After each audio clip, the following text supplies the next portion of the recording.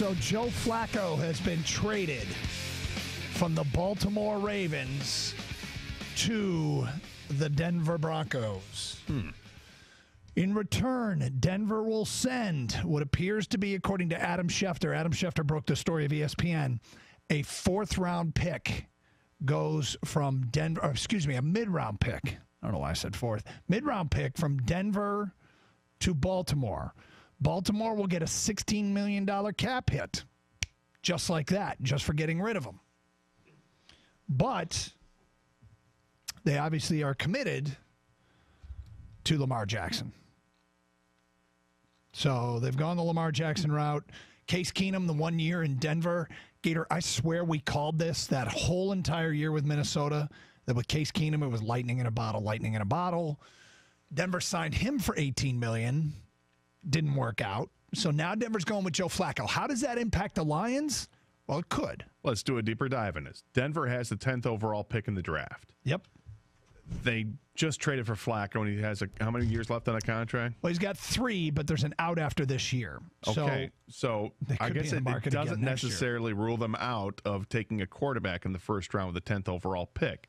So looking at it, if they do want to take a quarterback with the 10th overall pick, and you look at teams behind them like Miami at 13 and the Redskins at 15, both of these two teams will likely look, I don't know if they'll pull the trigger on it, but they'll likely look to add a quarterback in the first round. You want to throw Cincinnati in the mix at 11, you can. But at least two teams, I think, behind them, within 10 picks behind them, we're going to be looking at quarterbacks. So if they think the Redskins are just going to have the Flacco experiment for a year and then release him, well, it would behoove the Broncos to draft the quarterback. So you're going to want to get ahead of number 10. Mm-hmm. Buffalo's at 9, the Lions are at 8.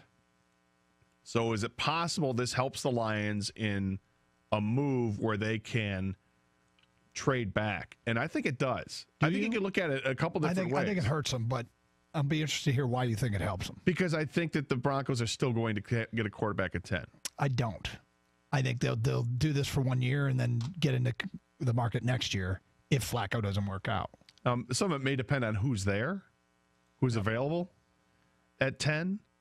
But John Elway, people would think that he would know a lot about quarterbacks, and yet they haven't gotten it right for years. They keep trying, Paxton Lynch and other players, and then Case Keenum last year, and it hasn't worked out.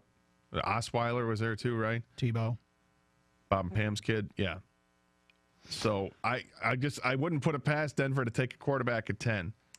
Here's what. Okay, so they're taking a $16 million cap hit, according to Adam Schefter. Do you remember what the total was, the cap hit on Stafford? If they were to trade him before June 1st, I thought it was 30-something. Do you think the Broncos talked to the Lions at all about Stafford before they made this deal? I don't know. It's an interesting question. Like right now, would you rather have Joe Flacco or Matt Stafford? Matt Stafford. Okay. Flacco won a Super Bowl. Flacco's won playoff games, Gator. Right. Well, he's also played on teams that were incredibly defensive. There you go. You're 100% correct. I'm just being that. Yes, thank you. But I do wonder, I'd rather have Stafford than Flacco, just player for player. Now, there's the price that comes with. You have to assume Stafford's contract, the remaining years on his contract, and you might not want that. But I just wonder if they called, obviously Baltimore and Denver were talking, and I wonder if Denver was talking to anybody else, and I wonder if they even talked to Detroit. Well, it's interesting. I mean, they in Flacco, they get a guy who's going to be there for at least 1 year, and then they can move past him. I think it's a clear he's a stopgap guy. The question is, well, it doesn't have to be. Like if it works out, they may keep him. There's an option after this year, so they could keep him for 3 more years, but it could be just 1 year. But it's Joe Flacco. It's not like it's some young stud quarterback who you just gave a big contract to. And it's Joe Flacco, and he's not all that exciting as a player. So Denver, to me, it just screams it's a stopgap move. And I think the likelihood of them taking a quarterback at 10, if they fall in love with, one of these 5 or 6 quarterbacks that we think could go in the first round, it would make sense. Yeah. 248-539-9797. Miami at 13 and the Redskins at 15. Those are two teams that I think will look to jump ahead if they can. How far are they willing to jump, though? And, are they going to fall in love with Kyler Murray or Dwayne Haskins or the kid from Kentucky, Locke? Which quarterback is it going to be? Will Grier? Who are they going to fall in love with? And is it going to be enough where they're like, oh, wait a minute, slow down. We got to get ahead of these teams. We got to get our guy. And how high are they going to go? I think the Oakland Raiders at 4 are a real interesting team because there are rumors even though they say publicly we love Derek Carr, do they? I don't know. And then Gruden, the quarterback, whispered, does he want his own guy at number 4?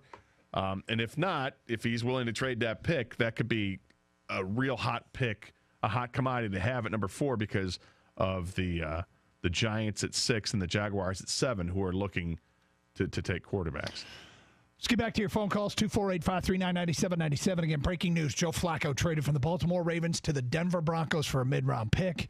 Baltimore going with Lamar Jackson moving forward. Denver's got 1 year left, and there's an out on Flacco's contract. Otherwise, they keep him for 3 years. It is a $16 million cap hit for Baltimore. But, and it might take away Denver's need for a quarterback at 10,